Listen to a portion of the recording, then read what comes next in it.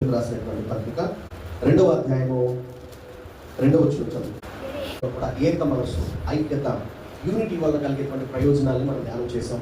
అదే విషయాలు సంఘంలో ఉండవలసినటువంటి ఐక్యత, సంఘము ఐక్యత కలిగి ఉంటే ఎంత గొప్ప కార్యాలు సాధించగలదనేది అంటే మనమందరం కూడా మనలో ఉండకూడనివి ఉండవలసినవి, ఏవి ఉండకూడదు ఏవి ఉండాలి అనేది 3-4 వచనాల్లో మనం చూస్తున్నాం. ఒకసారి చదువుకుందాం. కక్ష చేతనైనను వృధాతిశయము చేతనైనను ఏమి కక్ష చేతను ఇంకా వృధా అతిశయము చేతను. ఇక్కడ దేవుని వాక్యంలో మనము చేయకూడని వాటిలో అంటే క్రైస్తవులుగా క్రీస్తు రక్తంలో కడగబడి క్రైస్తవులుగా పిలువబడుతున్నటువంటి మనం ఈరోజు క్రైస్తవులని మనం అందరం పిలువబడుతున్నాం. కానీ ఈ పదం ఎక్కడ ఉపయోగించబడింది బైబిల్లో మొట్టమొదట అనేటువంటి విషయాన్ని మేము ధ్యానం చేస్తూ వచ్చాం. చాలా పదాలు మనం చూస్తే అవి తర్వాత కాలంలో మనకు కనబడతాయి. ఉదాహరణకి అబ్రహాము కాలంలో యాజకుడు అనేటువంటి పదం లేదు. అంటే మీరు ఉదాహరణకి ఆ కాలంలో చూస్తే యాజకులు మనకు కనపడరు. లేకపోతే ఎజ్రా కాలం వరకు ఎవరు లేరంటే కాలం వరకు శాస్త్రులు లేరు. ఒక అంటే శాస్త్రాన్ని బోధించేవారు, ధర్మశాస్త్రాన్ని బోధించేవారు. ఆ తర్వాత కాలంలో మనం చూస్తే పరిసయ్యులు అనేటువంటి ఇంకొక వర్గం, లేకపోతే పరిచర్యలోనే ఆ కాలంలో ఉన్నటువంటి యూదులు వారు పాటిస్తున్నటువంటి ధర్మశాస్త్రంలో వారి ఆరాధన భక్తి క్రమంలో చేర్చబడినవి ఇవన్నీ కూడా శిష్యులు అనేటువంటి పదంతో పిలిచారు. అపోస్తులు తర్వాత ఎవరున్నారు? శిష్యులు ఉన్నారు. అయితే మనకి అంత్యోకయ అనబడినటువంటి ప్రాంతంలో అక్కడ ఉన్నటువంటి సంఘం, లేకపోతే అక్కడ ఉన్నటువంటి ఆ పరిసర ప్రాంతాలకు చెదరి వెళ్ళినటువంటి కొందరు క్రైస్తవులు అక్కడ దేవుని వాక్యము ప్రకటించడం ప్రారంభించారు. అక్కడ ఉన్నటువంటి ఆ స్థానికులకు మొట్టమొదటిగా యూదులకు అందించారు. ఆ తర్వాత స్థానికంగా ఉన్నటువంటి క్రీస్తు దేశస్తులకు అనేక మందికి వాళ్ళు సువార్తను అందించడం ప్రారంభిస్తే చాలా మందిలో అద్భుతమైనటువంటి కార్యాన్ని పరిశుద్ధాత్మ దేవుడు జరిగిస్తే అనేక మంది రక్షించబడ్డారు.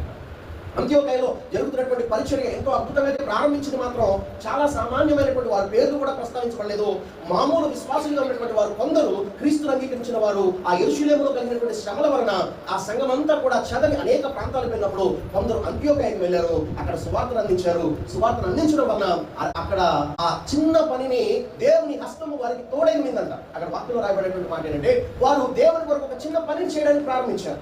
వారు పేరు ప్రఖ్యాతులుగా ఇచ్చిన గొప్ప దైవ సేవకులు కాకపోయినా, లేకపోతే పౌలు లాంటి గమనీయులు పాదముల యొక్క ధర్మశాస్త్రం నేర్చుకున్నటువంటి ధర్మశాస్త్రంలో ప్రావీణ్యం కలిగిన వారు కాకపోయినా, లేక యేసు ప్రభు చేత పిలువబడినటువంటి అపోస్తలులుగా శిష్యులుగా వారు లేకపోయినా, వారు క్రీస్తును అంగీకరించిన క్రీస్తు రక్తంలో కడగబడిన మనలాంటి సాదాసీదా ఒక విశ్వాసిగా ఉన్న వారు దేవుని పని చేయాలన్నటువంటి ఆసక్తిని భారాన్ని కలిగి వారు నిలవబడినప్పుడు వారికి దేవుడు తోడై ఉండి ఆయన హస్తము తోడై ఉండి అక్కడ అనేక మందిని దర్శించినప్పుడు అనేక మంది మారు మనసు పొందారు, అనేక మంది రక్షించబడ్డారు. ఎప్పుడైతే అక్కడ అనేక మంది రక్షించబడడం ప్రారంభించారో ఈ వార్త యెరూషలేము చేరింది. యెరూషలేము నుంచి ఒక ఆయన వచ్చాడు. ఆయన పేరు బర్నబా. పేరండి బర్నబా. ఈ బర్నబా కూడా ఈ అన్నటువంటి ఆ పరిసరం చెందినటువంటి వాడు. ఆయన బర్నబాది కూడా పౌలుది తార్సు. అయితే ఈ తార్సులో పడినటువంటి సమీపంలో ఉన్నటువంటి పట్టణంలో బర్నబా వీళ్ళు అక్కడ హెచ్చరికలు చేస్తున్నాడు. ఆయన హెచ్చరిక పుత్రుడు అని పేరు పెట్టారు. ఆయన పేరు యోసేపు. చాలా మందికి మామూలుగా పేర్లు ఉంటాయి. ఈయనకి పెట్టినటువంటి పేరు ఆ హెచ్చరిక పుత్రుడు అంటే బర్నబా. ఈయనకు ఉన్నటువంటి ఒక అలవాటు ఏంటంటే ప్రతి ఒక్కరిని ఏం చేస్తున్నాడు? హెచ్చరిస్తున్నాడు. ఇప్పుడు ఒక వ్యక్తి బాగా ఆత్మీయంగా ఎదుగుతున్నాడు అనుకో, ఆ ఎదుగుతున్నటువంటి వ్యక్తి దగ్గరికి వెళ్ళి సహజంగా కొంతమంది ఇలా చెప్పొచ్చు, అయ్యా చాలా రోజుకి దేవుణ్ణి ఎదుగుతున్నావు, భక్తిలో ఎదుగుతున్నావు, ప్రార్థనలో ఎదుగుతున్నావు, బాగా పరిచర్యలో ఎదుగుతున్నావు అని చెప్పొచ్చు. ఇప్పుడు అదే ప్లేస్ లో బర్నబా ఉంటే ఎలా చెప్తారు తెలుసా? ఓ నా సహోదరుడా, నువ్వు ఎదిగినటువంటి స్థితిని నువ్వు ఎక్కడా కోల్పోకుండా, నువ్వు పడిపోకుండా, జారిపోకుండా, అపవాది కుచ్చులో పడకుండా జాగ్రత్తగా కాపాడుకో అని చెప్పే వ్యక్తి అనమాట. అంటే ఇప్పుడు ఇక్కడ ఇద్దరు చెప్పింది ఏం చెప్పారు? మంచిగా చెప్పారు. ఇద్దరు గొప్పగానే చెప్పారు. ఒకరు ఏం చెప్పారంటే అతనిలో వచ్చినటువంటి పరివర్తనను బట్టి అతన్ని ప్రోత్సహించారు. ఇంకొకరు ఏం చేస్తారంటే నైనా నువ్వు పొందినటువంటి ఆత్మీయతను స్థితిని నువ్వు పడిపోకుండా దాన్ని ఏం చేసుకో, కాపాడుకో అని చెప్తున్నారు. ఈ రెండో రకమైనటువంటి అద్భుతమైనటువంటి పరిచర్య చేయగలిగినటువంటి వ్యక్తి బర్నబా. బర్నబా వెళ్ళి వాళ్ళకి వాక్యం చెప్పి పరిచర్య చేస్తున్నాడు. సంఘం ఇంకా విస్తరిస్తుంది. ఈ క్రమంలో బర్నబా వచ్చాడు. పౌలు బర్నబాను కలిసి బోధిస్తూ ఉంటే విస్తారమైనటువంటి జనం వచ్చి దేవుడు వాక్యం వినడం ప్రారంభించారు. అనేక మంది వాక్యం వింటున్నారు. ఎవరి గురించి వింటున్నారు? ఎవరి గురించి మాట్లాడుతున్నారు? ఎవరి గురించి వారి చెవుల్లోకి వెళ్తుందంటే యేసు క్రీస్తు, యేసు క్రీస్తు, యేసు క్రీస్తు, క్రీస్తు క్రీస్తు. క్రైస్తవులు లేకపోతే ఈ క్రీస్తు అనేటువంటి ఈ పదాన్ని ఎక్కువగా వారు విన్నారు. క్రీస్తు ఇలా ఉన్నాడు, క్రీస్తు ఇలా జీవించాడు, క్రీస్తు ఇలా మాదిరి చూపించాడు, క్రీస్తు ఇలా జీవించమని చెప్పాడు, ఇలా జీవించి చూపించాడు. ఇవన్నీ వింటున్నారు చాలా మంది. కానీ వీటన్నిటిని చూస్తున్నారు కూడా ఎవరు? అంత్యోకయ సంఘంలో. ఆ చుట్టుపక్కల ఉన్నటువంటి ప్రజలు, ఆ వీధిలో ఉన్నవారు, ఆ కాలనీలో ఉన్నవారు, ఆ సమాజంలో ఉన్నవారు, ఆ చుట్టూ ఉన్నటువంటి అన్యులు వీళ్ళు ఏం చెప్తున్నారు అంటే క్రీస్తు గురించి చెప్తున్నారు. వీళ్ళు ఎలా బ్రతుకుతున్నారు అంటే క్రీస్తులాగా బ్రతుకుతున్నారు. వీళ్ళు ఏదైతే చెప్తున్నారో, వీళ్ళు ఏదైతే మాట్లాడుకుంటున్నారో అది వీరిలో కూడా కనబడుతుంది. కాబట్టి వీళ్ళు ఎవరో తెలుసా? ఆ క్రీస్తు ఎవరో కానీ ఆయన మనకు తెలీదు. ఆయన వీరిలో ఏమవుతున్నాడు? వీరిలో కనబడుతున్నాడు. కాబట్టి వీళ్ళు ఎవరండి? క్రైస్తవులు అన్నారు. ఎవరిచ్చారు? శిష్యులు, అపోస్తలులు డిక్లేర్ చేయాల. మనం అన్యుల్లో నుండి వచ్చినటువంటి పదం, ఆ పదం ఏంటంటే వీళ్ళు క్రైస్తవులు, క్రీస్తుని పోలి నడుచుకుంటున్నారు. కాబట్టి వీళ్ళెవరు? క్రైస్తవులు. ప్రియమైన దేవుని బిడ్డలారా, క్రైస్తవులుగా ఉన్నటువంటి మనము ఈరోజు మనలో ఉండకూడనటువంటి లక్షణం ఏదని చెప్తుందంటే వాక్యము, మనలో కక్ష సాధింపు చర్యలు ఉండకూడదు. చాలాసార్లు దేవుని బిడ్డలుగా మనము దేవుని యొక్క ఎరిగినటువంటి ఆయన సన్నిధిలో, ఆయన వాక్యంలో సాగుతున్నటువంటి మనం చాలాసార్లు మనలో కక్ష అనేది కనబడుతుంటుంది. కక్ష అంటే రెండోది ఏమో వృధాతిశయము. ఈ రెండు ఏం చేస్తాయి? వృధాతిశయము, కక్ష. మీరు చూడండి, ఒక ఎదుట ఉన్నటువంటి వ్యక్తిని మనం ఎప్పుడు తప్పుగా మాట్లాడతాం, చెడుగా మాట్లాడతాం. వారి గురించి ఏమంటారు, లేనిపోని మాటలు మనం మాట్లాడతామంటే, ఒకటి వాళ్ళ మీద నీకు కక్ష ఉండాలి. వాళ్ళ మీద కక్ష నీకుంటే అలాంటి మాటలు మనలో నుండి వస్తాయి. రెండోది, అలాంటి మాటలు మనలో నుండి ఎప్పుడు వస్తాయంటే, నేను చాలా గ్రేట్. వృధాతిశయం కాదు, వృధా అంటే పనికిరాని, అతిశయం నేను చాలా గొప్పవాడిని అంటే నా ఎదుటిన్నవాడు ఎవరు ఫీలింగ్ ఉన్నప్పుడు ఏమొస్తుంది? పనికి మాలినటువంటి మాటలన్నీ మన నోటి నుండి వస్తూ ఉంటాయి. వాక్యంలో కక్ష అనేది క్రైస్తవులుగా మనకి ఎంత మాత్రం కూడా ఉండకూడదు. వాక్యాలను చదువుకుందాం. గలతీయులకు ఆరాధన, అభిచారము, ద్వేషములు, కలహములు, మత్సరములు, క్రోధములు, కక్షలు, భేదములు, విమతములు, అసూయలు, అల్లరితో కూడిన ఆటపాటలు, కక్ష, కలహాలు పుట్టించడం, ఒకరి మధ్యలో ఒకరి కలహాలు పుట్టించడం, కక్షపూరితమైనటువంటి ద్వేషాన్ని వెళ్ళగక్కడం, అసూయతో వ్యవహరించడం, ఇవన్నీ కూడా సహజంగా మనుషుల్లో ఇవన్నీ కనబడతాయి. ప్రతి మనిషిలో ఏదో ఒకటి కనబడుతుంటుంది. ఒకటి కాకపోతే ఒకటి, ప్రతి మనిషిలో ఒకటి లేకపోవచ్చు, ఇంకోటి చొరబడి ఉంటుంది. ఏదో ఒక రకంగా పాపం, అపవాది మనలో చూపిస్తూ లేక మనల్ని ఆ విధంగా ప్రవర్తించేలా చేస్తూ ఉంటాడు. దేవుని వాక్యం ఏం చెప్తుందంటే కక్ష క్రైస్తవుడికి ఉండకూడదు. క్రైస్తవులుగా మనం ఎవరి మీద కక్షను తీర్చుకోవడానికి ప్రభు మనల్ని ఎన్నుకోలేదు, ఆయన రక్తంలో కడుక్కోలేదు. ఆయన మనల్ని రక్తం ఇచ్చి కొని ఈ రోజు నిన్ను నన్ను ఆయన సన్నిధిలో నిలపలేదు. ఎందుకు దేవుడు ఆయన సన్నిధిలో మనల్ని నిలిపాడు అంటే మనం ఎదుటి వారిని క్షమించాలి. ఒకవేళ మనకి వ్యతిరేకంగా లేకపోతే మనల్ని ద్వేషిస్తూ, మనల్ని అవమానిస్తూ, మనల్ని నిందిస్తూ ఎదుటి వారు మన పట్ల ప్రవర్తించిన మనుషులుగా మనకు బాధేస్తుంది. చాలాసార్లు బాధపడకుండా ఎవరు ఉండరు. బాధపడలేదంటే ఎవరికి ఉండదు, బాధేస్తుంది. కానీ మన బాధ ఎలా మారకూడదు అంటే ఎదుటి వారి మీద నాశనం అయిపోతే బాగుంటుంది, వీడు పాడైపోతే బాగుంటుంది, వీడు చెడిపోతే బాగుంటుంది. ఒకరు అభివృద్ధి చెందుతుంటే అదొక రకమైన బాధ. ఎవరైనా పతనం అయిపోతే, ఎవరైనా ఇదైపోతే, ఎవరికైనా ఏదైనా ఒక చెడు జరిగితే ఆనందపడే వాళ్ళు ఎంతుందో, పైశాచిక ఆనందం మనుషులకి, అదొక రకమైన ఆనందం. ఎందుకు నేను మాట చెప్తున్నాను? ఇదే కక్ష అంటే మనకి ఎవరో నచ్చకపోతే వాళ్ళకి చిన్న ఇది జరిగినా మనకేమొస్తుంది? లోపల బయటికి మాట్లాడరు చాలాసార్లు, కానీ లోపలే వస్తుంది అదొక హ్యాపీనెస్ అంటే.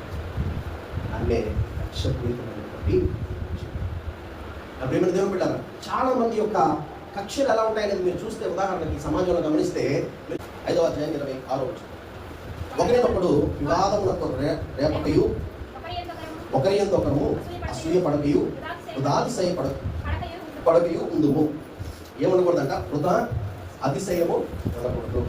ఎవరైనా కూడా తనను ఎంచుకున్నదగిన దానికంటే ఎక్కువగా ఏం చేయకూడదంట? ఓవర్ కాన్ఫిడెన్స్ అనేది, అతిగా ఊహించుకోవడం అనేది, చాలా గొప్పని నన్ను మించిన లేడు అనేటువంటి స్వభావము అని చెప్తారు. వృధా అతిశయము. చాలా మందిలో వృధా అతిశయం ఉండదు.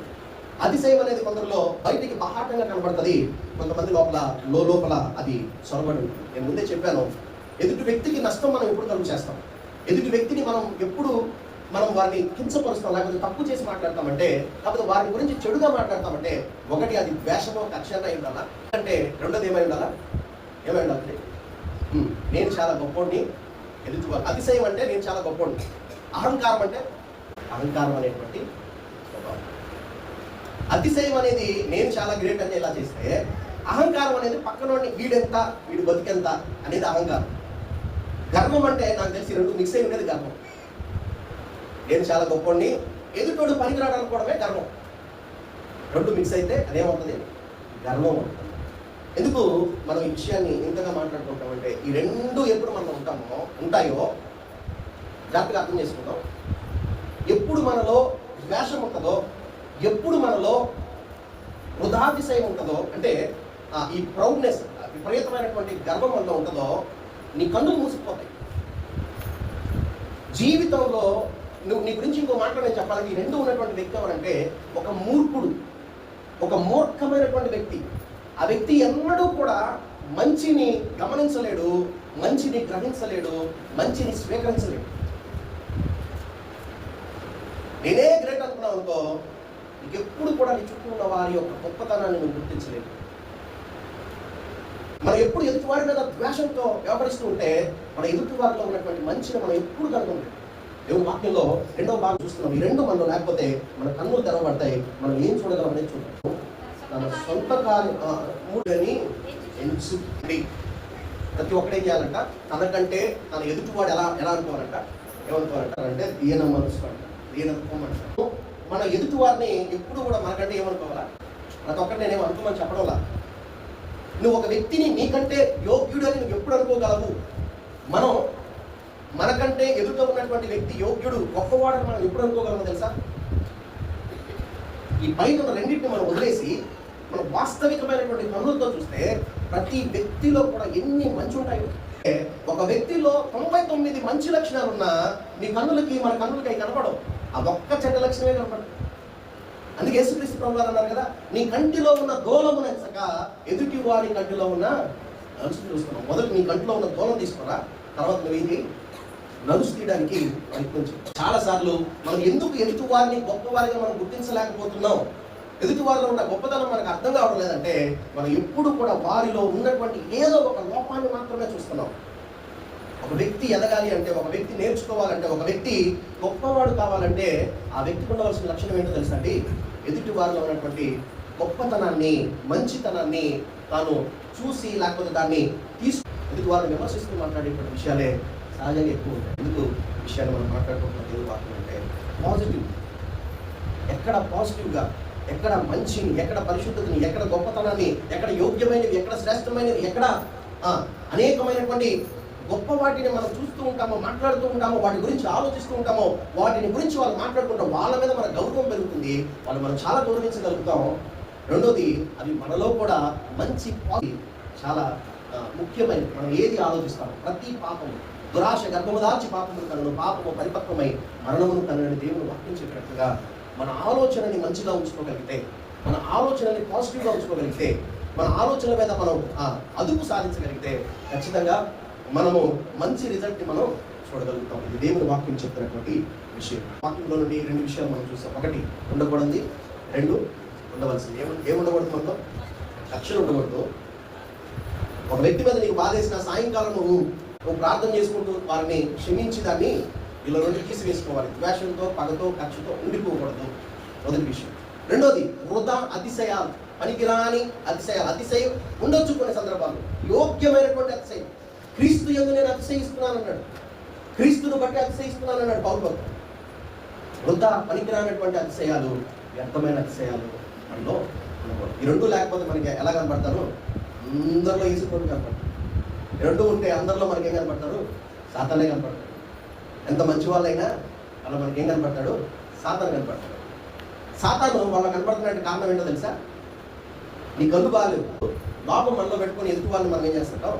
చాలాసార్లు వాళ్ళని బ్లేమ్ చేస్తుంటాం, వాళ్ళని నిందిస్తూ ఉంటాం. కాబట్టి ఈ రెండు మనలో తీసుకుంటే మనలో వచ్చేటువంటి గొప్ప పాజిటివ్ లక్షణం ఏంటంటే, మనం చేయగలిగేది ఏంటంటే, మనకంటే మన ఎదుట, మన పక్కన కూర్చున్న నా ముందున్నటువంటి మీరు నాకంటే గొప్ప వాళ్ళగా కనపడతారు. నీ పక్కన ఉన్న వాళ్ళు నీకంటే గొప్ప వాళ్ళగా కనపడతారు. ఒకరిని నీకంటే యోగ్యులుగా ఎంచుకోవాలి. ఇది క్రైస్తవులకు కావాల్సిన లక్షణం. దేవుని స్తోత్రం. హల్లెలూయా, హల్లెలూయా. కళ్ళు మూసుకొని ప్రార్థన.